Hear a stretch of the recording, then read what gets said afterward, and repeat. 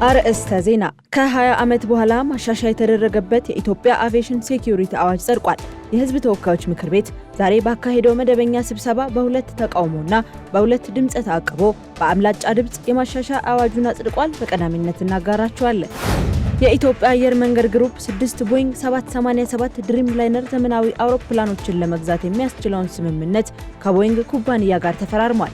ስምምነቱ የአየር መንገዱን የዓለም አቀፍ ተደራሽነትና የረጅም ርቀት በረራ አቅም ያሳድገዋል ተብሏል። ዝርዝሩን ይዘናል። በሱዳን እየተካሄደ ባለው የእርስ በርስ ጦርነት የፈጣን ድጋፍ ሰራዊት አዛዥ ሜጀር ጀነራል አልኑር አህመድ አዳም ከቡድናቸው በመለየት የመንግስትን ጦር መቀላቀላቸው ተሰምቷል። አዛዡ ከቅርብ ተከታዮቻቸውና ከበርካታ የታጠቁ ተሽከርካሪዎች ጋር ወደ ሰራዊቱ መግባታቸው ተነግሯል። እናጋራቸዋለን። የአሜሪካው ፕሬዝዳንት ዶናልድ ትራምፕ በሆርሙዝ ባህረ ሰላጤ ላይ የተጣለውን የባህር ላይ እገዳ የኢራንን ኢኮኖሚ በፍጹም እያጠፋት ነው ሲሉ ገለጹ። ፕሬዝዳንቱ ኢራን አዲስ የሰላም ስምምነት ለመፈረም እስካልተስማማች ድረስ አሜሪካ መርከቦች እንዳያልፉ የጣለችው እገዳ ተጠናክሮ ይቀጥላል ብለዋል። በዝርዝር እናስደምጣቸዋለን። ጤና ይስጥልኝ የሀገሬ ቴሌቪዥን ተመልካቾቻችን እንደምን ቆይታችኋል? የዕለቱ የምሳሳት ዜናዎች ወደ እናንተ መድረስ ጀምረዋል። ከሀገር ውስጥና ከውጭ ያዝናቸውን መረጃዎች ምህረት ደግፍ የማስደምጣችሁ ይሆናል። የኢትዮጵያ አቪዬሽን ሴኩሪቲ አዋጅ ከ20 ዓመታት በኋላ ተሻሻለ። የሕዝብ ተወካዮች ምክር ቤት የኢትዮጵያ አቪዬሽን ሴኩሪቲ አዋጅን ለማሻሻል የቀረበ ረቂቅ አዋጅን መርምሮ አጽድቋል። ምክር ቤቱ ዛሬ ባካሄደው 15ኛ መደበኛ ስብሰባ ላይ አዋጁን ያጸደቀ ሲሆን የማሻሻያ አዋጁ በሚዘረጋቸው አሰራሮችና ቴክኖሎጂዎች መሰረት ያሉትን የደህንነት ስጋቶች የሚፈታ ስለመሆኑ በውሳኔ ሀሳቡ ተገልጿል። የኢትዮጵያ አየር መንገድ ግሩፕ እንደ ሀገር ሲያስመዘግብ የነበረውን ከፍተኛ ውጤት ለማስቀጠል ወቅቱን የዋጀ የህግ ማዕቀፍ በማበጀት ለዓለም ማህበረሰብ ደህንነቱ የተጠበቀ በቴክኖሎጂ የታገዘ አስተማማኝና ቀልጣፋ የአየር ትራንስፖርት አገልግሎት መስጠት እንደሚያስችልም ተብራርቷል። በተጨማሪም ነባሩ አዋጅ 432/1997 ከ20 ዓመታት በላይ ያለማሻሻያ የቆየ በመሆኑ ዘመኑ ያመጣቸውን ውስብስብ ህገወጥ ጣልቃ ገብ ድርጊቶችን ለመቆጣጠር የሚያስችል ስለመሆኑም ተገልጿል። የምክር ቤቱ አባላት በቀጣይ ገቢ አሰባሰብን ጨምሮ አፈጻጸም ላይ ትኩረት ሊደረግ ይገባል ያላቸውን ሀሳቦች ያቀረቡ ሲሆን ማሻሻያው በሁለት ተቃውሞና በሁለት ድምፅ ተአቅቦ በአብላጫ ድምፅ ጸድቋል። የኢትዮጵያ አየር መንገድ 6 ተጨማሪ አውሮፕላኖችን ለመግዛት ተፈራረመ። የኢትዮጵያ አየር መንገድ ግሩፕ 6 ቦይንግ 787 ድሪም ላይነር ዘመናዊ አውሮፕላኖችን ለመግዛት የሚያስችለውን ስምምነት ከቦይንግ ኩባንያ ጋር ተፈራርሟል። ስምምነቱ የአየር መንገዱን የዓለም አቀፍ ተደራሽነትና የረጅም ርቀት በረራ አቅም ያሳድገዋል ተብሏል። በአሁኑ ወቅት በአፍሪካ ትልቁን የ787 ድሪም ላይነር አውሮፕላን ስብስብ የሚያንቀሳቅሰው የኢትዮጵያ አየር መንገድ እነዚህን አዳዲስ አውሮፕላኖች ከአዲስ አበባ ወደ አውሮፓ፣ እስያና ሰሜን አፍሪካ ለሚደረጉ አህጉር አቋራጭ በረራዎች እንዲሁም እያደገ የመጣውን የጭነት ፍላጎት ለማርካት እንደሚጠቀምባቸው አስታውቋል። የፊርማ ስነ ስርዓቱ በአሜሪካ ቨርጂኒያ ግዛት አርሊንግተን በሚገኘው የቦይንግ ዋና መስሪያ ቤት የተከናወነ ሲሆን የኢትዮጵያ አየር መንገድ ግሩፕ ዋና ስራ አስፈጻሚ አቶ መስፍን ጣሰውና የቦይንግ አፍሪካ የንግድ ሽያጭና ማርኬቲንግ ምክትል ፕሬዝዳንት አቶ አንበሴ ይትባረክ ስምምነቱን ፈርመዋል። የኢትዮጵያ አየር መንገድ በአሁኑ ወቅት ከ145 በላይ ዓለም አቀፍ መዳረሻዎች ያሉት ሲሆን በአማካይ 7 ዓመት ዕድሜ ያላቸው ከ170 በላይ ዘመናዊ አውሮፕላኖችን በማንቀሳቀስ ላይ ይገኛል። የኢትዮጵያ ልማት ባንክ የ110 ሚሊዮን ዩሮ የገንዘብ ድጋፍ አገኘ። የኢትዮጵያ ልማት ባንክ ከአውሮፓ ኢንቨስትመንት ባንክ የዓለም አቀፍ ክፍል 110 ሚሊዮን ዩሮ የገንዘብ ድጋፍ አግኝቷል። የገንዘብ ድጋፉ የኢትዮጵያን የግብርና ዘርፍ ለማቀላጠፍና የሀገር ውስጥ የንግድ ተቋማትን ለማጠናከር የሚውል መሆኑም ተጠቁሟል። ከጠቅላላው የገንዘብ ድጋፍ ውስጥ 50 በመቶ የሚሆነው በሴቶች ለሚመሩ ኢንተርፕራይዞች ድጋፍ እንዲውል ተለይቷል የተባለ ሲሆን ከገንዘቡ 20 በመቶ የሚሆነው ደግሞ ማህበረሰቡ የአካባቢና የኢኮኖሚ ድንገተኛ አደጋዎችን እንዲቋቋም ለሚያስችሉ የአየር ንብረት ለውጥ መላመድ ስራዎች እንደሚውል ተገልጿል። ይህ መርሃ ግብር ለስርዓተ ጾታ እኩልነትና ለአየር ንብረት ለውጥ መቋቋም ቅድሚያ በመስጠት የኢትዮጵያን የግብርና ምርት ሰንሰለት እንደሚያጠናክር ይጠበቃል። በተጨማሪም ምርታማነትን በመጨመር አነስተኛና መካከለኛ የንግድ ተቋማት ተለዋዋጭ በሆነው የአየር ንብረት ውስጥ ውጤታማ እንዲሆኑ አቅማቸውን ይገነባል ሲል ባንኩ በትስስር ገጹ አስፍሯል። አርሶ አደሮችና አርብቶ አደሮች የአየር ትንበያ መረጃዎችን እንዲተገብሩ ተጠየቀ። አርሶ አደሮችና አርብቶ አደሮች እንዲሁም የሚመለከታቸው አካላት የሚጠበቁ መልካም ሁኔታዎችን በአግባቡ እንዲጠቀሙና የግብርና ተኮር ሜትሮሎጂ ምክር ሀሳቦችን መተግበር እንደሚገባቸው የኢትዮጵያ ሜትሮሎጂ ኢንስቲትዩት አስታውቋል።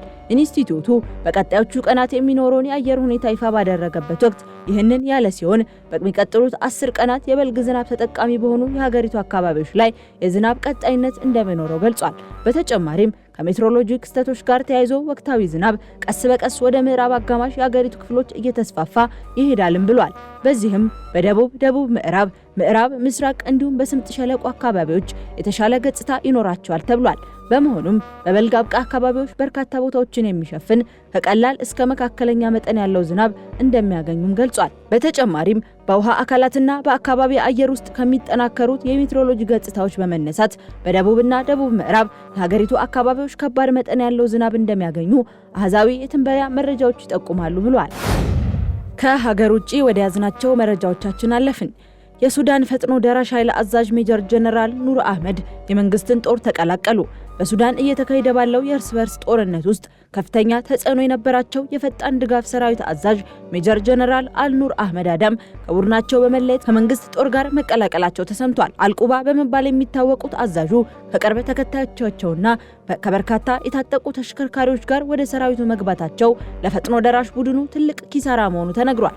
የሱዳን ምክር ቤት መሪ ጀነራል አብደል ፋታህ አልቡርሃን አዛዡን በሰሜናዊ ግዛት ተቀብለው አነጋግሯቸዋል የተባለ ሲሆን ይህ ክስተት በፈጣን ድጋፍ ሰራዊት አመራሮች መካከል ያለውን ከፍተኛ ልዩነትና አለመግባባት የሚያሳይ መሆኑም ተዘግቧል። በተለይም በዳርፉር ግዛት በነበረው ወታደራዊ ሹመት ዙሪያ በተፈጠረ ቅሬታ አዛዡ ቡድኑን ለመልቀቅ የተገደዱ መሆናቸውን አፍሪካ ኒውስ በዘገባው ጠቅሷል። ድርጊቱ ለሱዳን ጦር የሞራል የበላይነትን እንደሚሰጥ የታመነ ነው የተባለ ሲሆን ጦርነቱ 4ኛ ዓመቱን በያዘበት ወቅት የተሰማ ትልቅ ወታደራዊ ለውጥ ነው ተብሏል። የሆርሙዝ ባህረ ሰላጤ እገዳ ኢራንን እያፈራረሳት ነው ሲሉ ትራምፕ አስታወቁ። የአሜሪካው ፕሬዝዳንት ዶናልድ ትራምፕ በሆርሙዝ ባህረ ሰላጤ ላይ የተጣለው የባህር ላይ እገዳ የኢራንን ኢኮኖሚ በፍጹም እያጠፋት ነው ሲሉ ገለጹ። ፕሬዝዳንቱ እንደተናገሩት ኢራን አዲስ የሰላም ስምምነት ለመፈረም እስካልተስማማች ድረስ የአሜሪካ መርከቦች እንዳያልፉ የጣለችው እገዳ ተጠናክሮ ይቀጥላል ብለዋል። ትራምፕ ከብሉምበርግ ጋር ባደረጉት የስልክ ቆይታ በአሁኑ ወቅት በሁለቱ ሀገራት መካከል ያለው የተኩስ አቁም ስምምነት ረቡዕ ምሽት እንደሚያበቃም ገልጸዋል። ዋሽንግተንና ቴህራን እስከዚያው ስምምነት ላይ ካልደረሱ ፕሬዝዳንቱ የተኩስ አቁሙን የማራዘም እቅድ እንደሌላቸውና መጥፎ ሲሉ የጠሩትን ስምምነት ላይ ለመድረስ እንደማይቸኩሉ አስታውቋል። እኛ በቂ ጊዜ ያለን ሲሉ ትራምፕ የአሜሪካን የበላይነት ለማሳየት ሞክረዋል። በአንጻሩ የኢራን ባለስልጣናት በአሜሪካ የኃይል ጫና እንደማይሸነፉና ድርድር እንደማያደርጉ በጽኑ እየገለጹ ነው። ሰሞኑን አሜሪካ እገዳውን ጥሶ ለማለፍ የሞከረ የኢራን የጭነት መርከብ በቁጥጥር ስር መዋሏን ተከትሎ ቴህራን ጠንካራ የአጸፋ እርምጃ እንደምትወስድ ዝታለች። በፓኪስታን ኢስላማባድ ሊካሄድ የታቀደው ሁለተኛው ዙር ቀጥተኛ ድርድር እስካሁን አልተረጋገጠም። የአሜሪካ ተመራጭ ምክትል ፕሬዝዳንት ጄዲ ቫንስ ስለዚሁ ጉዳይ ወደ ፓኪስታን እንደሚያቀኑ ቢጠበቅም ኢራን ግን በውይይቱ ላይ እንደምትገኝ እስካሁን ማረጋገጫ አልሰጠችም ሲል ዘ ኢንዲፔንደንት ዘግቧል። በሩሲያ የድሮን ጥቃት 15 ሰዎች ቆሰሉ። በዩክሬኗ የሱሚ ከተማ ሌሊት በሩሲያ የድሮን ጥቃት ቢያንስ 15 ሰዎች መቁሰላቸውን የአካባቢው ባለስልጣናት አስታወቁ። የሱሚ ግዛት ገዢ ኦሌግ ግሪጎሮቭ እንደገለጹት ከተማዋ በ10 የሩሲያ ድሮኖች ጥቃት ተሰንዝሮባታል። በዚህ ጥቃት ከቆሰሉት 15 ሰዎች መካከል 3ቱ ህፃናት መሆናቸው የተረጋገጠ ሲሆን በከተማዋ የተለያዩ አካባቢዎችም በርካታ የፍንዳታ ድምጾች ተሰምተዋል። አንደኛው ድሮን በመኖሪያ መንደር ላይ ጥቃት ሲሰነዝር፣ ሌላኛው ደግሞ በአንድ የሕክምና ተቋም ግቢ ውስጥ መውደቁን ገዢው ጠቁመዋል። ጥቃቱ በመኖሪያ ቤቶች፣ በትምህርት ቤቶችና በሆስፒታል ላይ ከፍተኛ ጉዳት ያደረሰ ሲሆን በደረሰው ፍንዳታ ሳቢያም በአንድ የሕክምና ተቋም ውስጥ እሳት መነሳቱ ተገልጿል። 10 ያህል መኪኖችም ሙሉ በሙሉ በእሳቱ ወድመዋል ሲሉ ግሪጎሮቭ ስለደረሰው ውድመት ገልጸዋል። የሱሚ ከተማ ወታደራዊ አስተዳደር ኃላፊ ሰርሂ ክሪቮሼንኮ በበኩላቸው ከቆሰሉት መካከል የ17 ዓመት ወጣት ሴት ትገኝበታለች ብለዋል።